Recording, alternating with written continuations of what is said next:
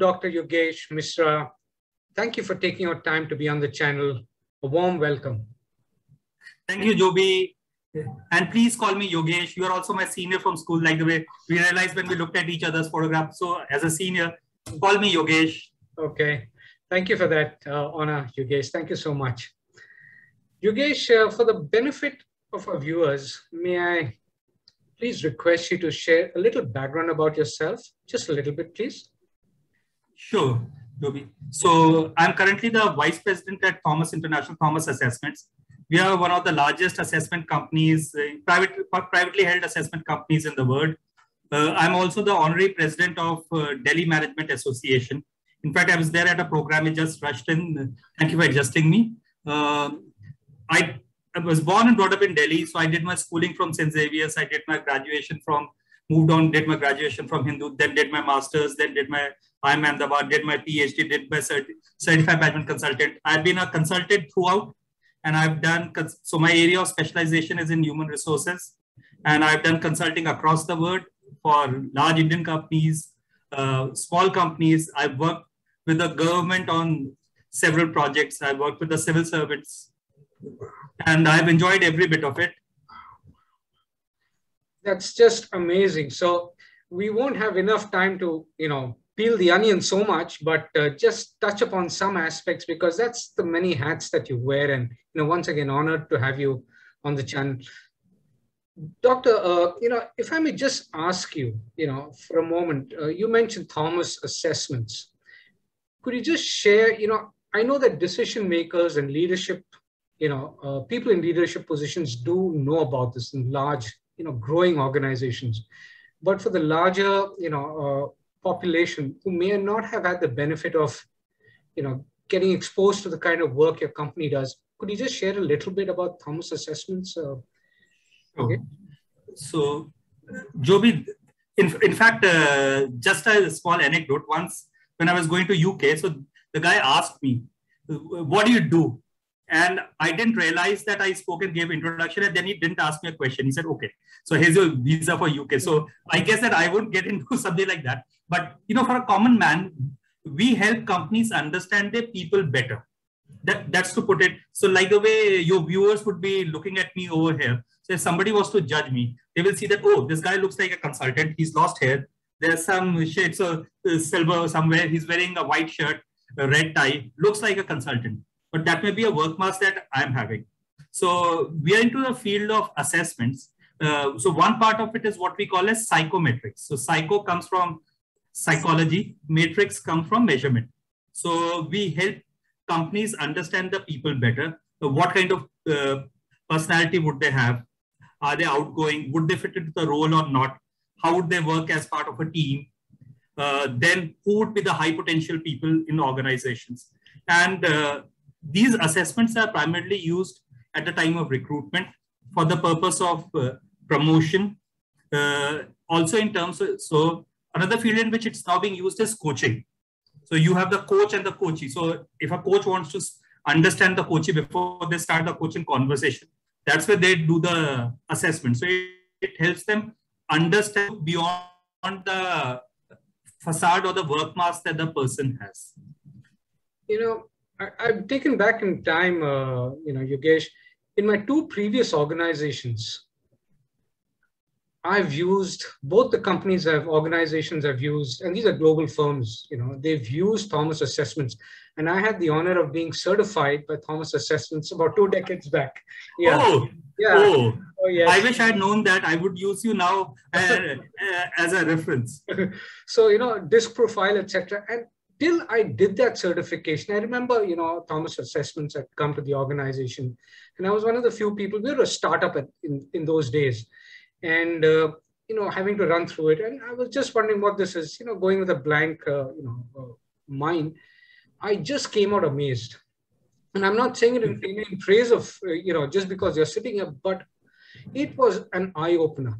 And exactly what you shared. It could be the facade. Qualifications do not define a person, and it was all so striking. It was just coming out because we were recruiting people in large numbers, at times 1,000 people a month. So how do you just make sure the fitment is best. Someone who's suited for a sales kind of an organization, and if you have somebody with a mindset of, say, finance, nothing against any of these, it's going to be a misfit and create stress within the individual. And you've lost, somebody who could have been good at the other function, right? So, and the second organization I worked for, every new joinee, as part of the interview process, had to give this, this assessment. Otherwise, they weren't recruited. So I love you, Joby, for saying that. You have the pitch that you have given. I wish I could have said it in the same way. It's wonderful the way it's coming from a practitioner's mouth. So thank you very much. No, I mean, I think, it was only fair of me to, express this, because I was once a client without you knowing. We didn't know. I did not know that. Right? I didn't know. Yeah. Thank you very much. And I said I wouldn't tell you this until we had a chat, live, so that, it's, I'm not throwing something purposefully, but I saw the sheer value and depth of this. And that's why we always had, wherever I was, we always had the least amount of attrition compared to the industry. Thank you. Even when it was bursting through the scenes, where there was panic, the attrition is too high. When we compared to the industry, we were still lower.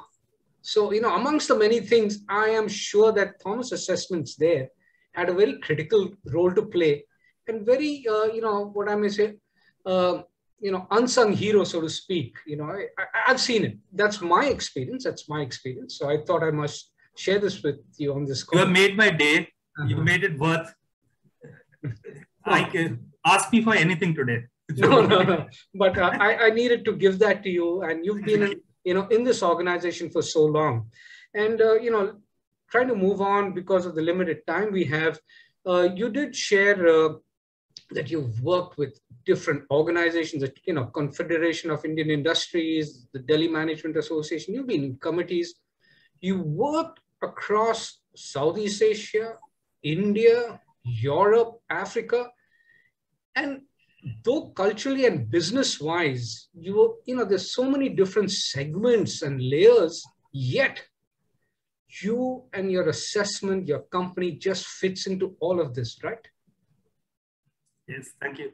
Yeah. And this is because you're working with human resources, human capital, right? And human capital is the same right across, and you have to decipher, right? Yes. So how do you see the adoption, if I may just, because you've been so active in the Indian industry, etc., how do you see the adoption of, say, Thomas Assessment or any other assessment and, methodologies as India has been growing the last couple of decades and, seems to be picking up pace every single day?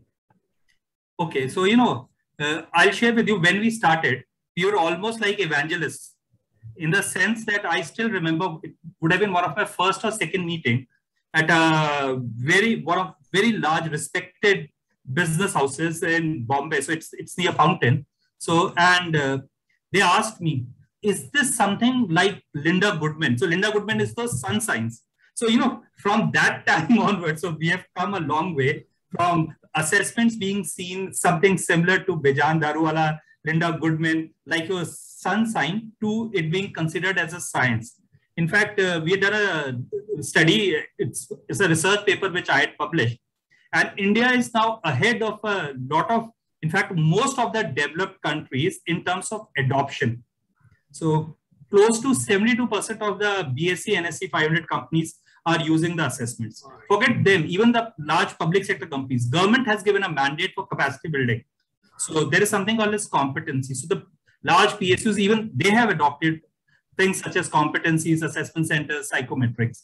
And Indians really believe in human capital.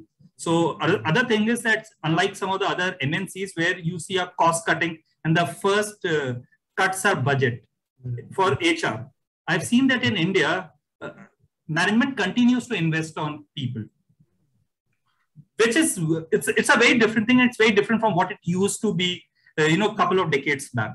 So people have realized that more than the gun, it's the person behind the gun who matters. So culture eats strategy for breakfast any day, Joby. Yeah. Very true, very true, very well said. So it's, lovely to see it being just, used and, being expanded right across the country in different industries. And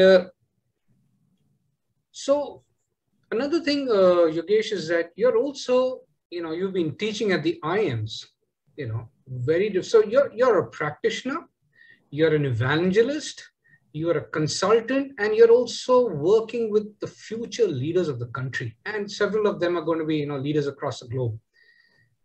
How do you see the adoption, or how do you see them, taking these aspects, say, of Thomas, assessments, etc.? How do they take that?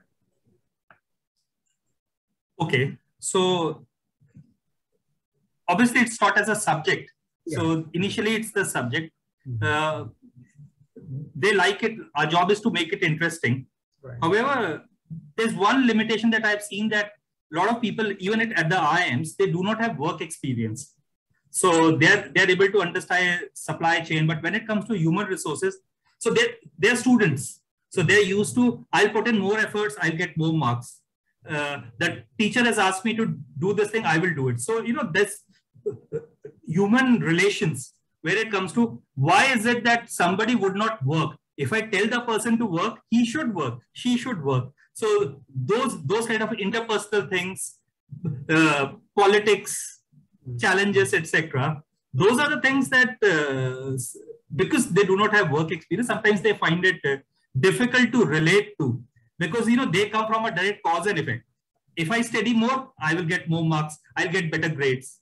But otherwise, as a teacher, in fact, I just digress. The most fulfilling thing that I have found is that, as a business, when you go as a consultant, you do your billing, you've done the invoicing, etc. The client gets an award, etc. It's fine. But the most fulfilling thing as a teacher is that you may bump into some of those students at the airport. And then they say, hi, sir, I was in your class. And I remember this is the thing that you taught us. And I found it very useful when I became a manager. Lovely. So those are the things that really make your day. Lovely. Lovely. So, Doctor, if I may just take you back in time a little bit.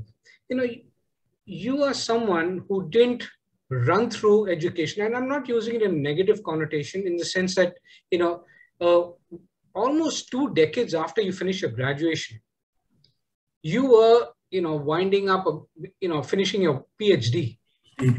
So, there was a gap.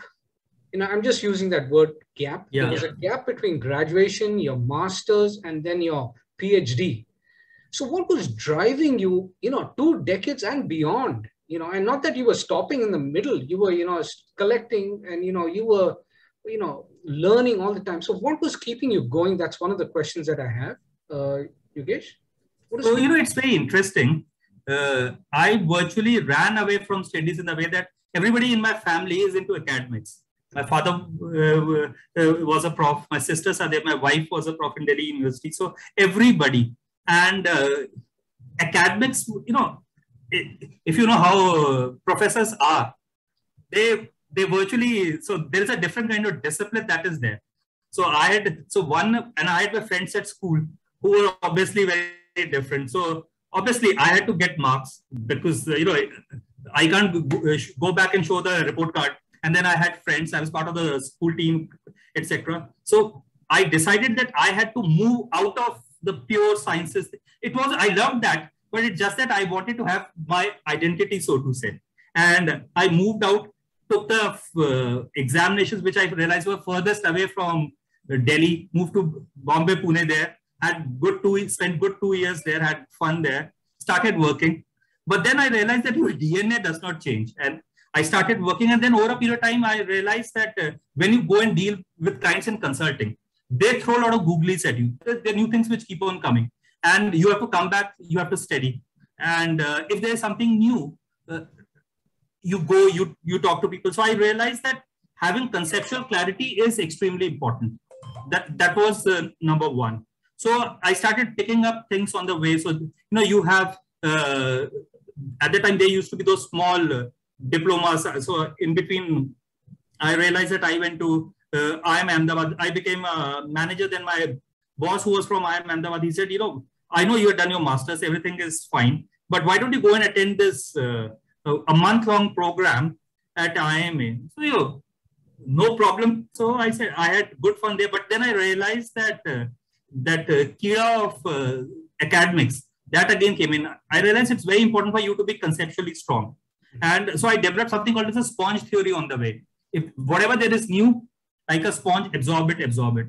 Then I got married. My wife is a prof, so was a prof. Then, there were clients who kept on saying, whatever you do, does it make a difference to us, etc. And then over a period of time, a lot of people said, oh, you have done so much. Why don't you do a PhD? And then I started consulting my wife. She pushed me into it and she said, let's see, you have all the data. This is your subject. And then obviously I had a point to prove that the work that I do has a financial impact. So in fact, that's the topic of my PhD, that does adoption of all these things really have an impact on the firm performance? And that's a very un-HR kind of a subject. So it was a combination of, family background, my wife supporting me, the clients telling me, whatever you do, does it actually make an iota of difference? And my own thing that, I appear to be the only unpad uneducated in my family, with everybody having a doctor before their name. So culmination of all those things, I said that, boss, let me get into and do PhD. Fantastic, fantastic.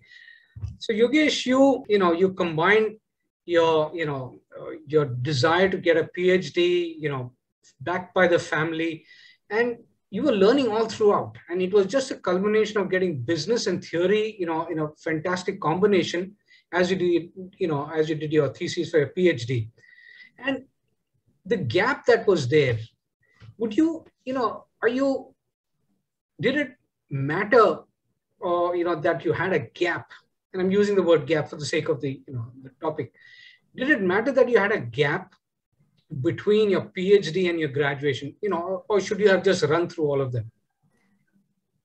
I think in hindsight, I think I would not trade it for anything else. The reason is that there is a reason. I had youngsters who were doing PhD. I was earning. There was no problem. Yeah. They always had this fear of, my GRF. So they have these fellowships, etc., which would come in, etc., etc. Money wasn't ever an issue for me. That's number one. I did not fear anybody. I cared two hoots. I just did it for my own self. I didn't. So I was lucky. I had a wonderful guide. I had a wonderful director. But, I was very clear. If it didn't work out, I had the job and I was doing it for my passion. Third thing was, I knew more about my subject than the people. And then since I was from the industry and I was at a fairly senior level, getting my research questionnaire filled wasn't such a big thing. It was nice. It was fun. And as a 39-year-old, 38-year-old, I was with those 25, 26, 27-year-old youngsters. And it was a lot of fun. So sitting in the class, okay, other thing is that because I had a gap, so there was this requirement for residential requirement. And and because there was such a gap, I had to give extra papers. So I had to buy new books, obviously the latest editions, give those examinations again, sit as a student. But I realized it was good fun.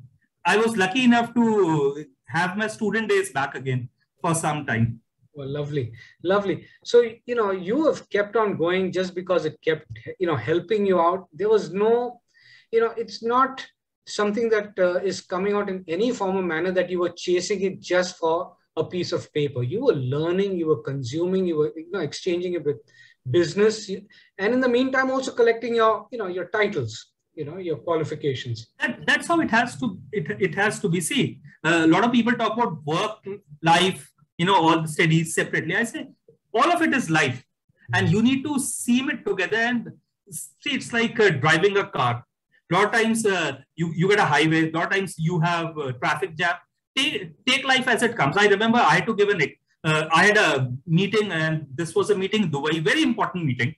The tickets were fixed, etc. And then suddenly the date sheet for the exam came in. They're not going to ask the students. And I missed one of the exams. And there's this thing, 80KT, allowed to keep term, etc., something like that. So first time in my life, I had a absent against my name in the result. Well, I sat there, repeated the exam. Obviously, I didn't give the exam. So you have to take it the way it comes. Lovely. Doctor, I won't take more of your time. I've already taken a lot of your time. Thank you so much for coming on the channel and sharing your views. Thank you so much. Pleasure, Joby. Thank you.